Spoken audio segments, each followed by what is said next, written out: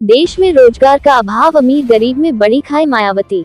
Baspa supremo Mayawati ने UP की श्री योगी सरकार को घेरा। बसपा सुप्रीमो ने कहा कि यूपी में रोजगार की बहार संबंधी सरकार का दावा जमीनी हकीकत से दूर है।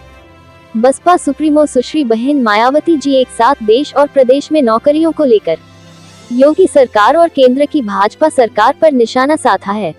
बसपा सुप्रीमो सुश्री बहन मायावती ने सोशल मीडिया प्लेटफॉर्म एक्स पर एक के बाद लगातार 3 पोस्ट कर केंद्र की श्री मोदी सरकार समेत उत्तर प्रदेश की भाजपा सरकार पर निशाना साधा है। देश और प्रदेश में नौकरियों को लेकर बसपा सुप्रीमो ने दोनों सरकारों पर सवाल खड़े किए हैं।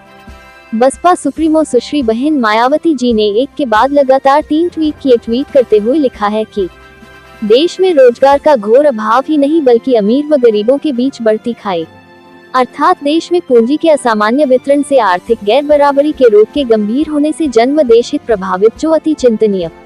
देश में विकास दर के दावे के हिसाब से यहाँ उतनी नौकरी क्यों नहीं, इसके लिए दोषी कौन। दूसरे ट्वीट करते हुए लिखा है कि इसी क्रम में यूपी सरकार द्वारा भारी भरकम विज्ञापनों के जरिए ये दावा कि यहाँ रोजगार की बहार, वास्तव में इनके अन्य दावों की तरह ही यह जमीनी हकीकत से दूर। हवाई ज्यादा पेट भरने के लिए मेहनत व जैसा तैसा स्वरोजगार को भी अपनी उपलब्धि मानना बेरोजगारी आदि की समस्या का समाधान नहीं।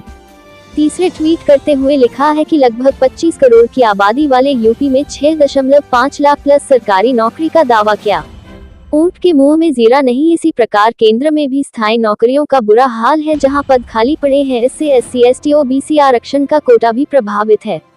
अपार बेरोजगारी के मद्देनजर सही समाधान जरूरी।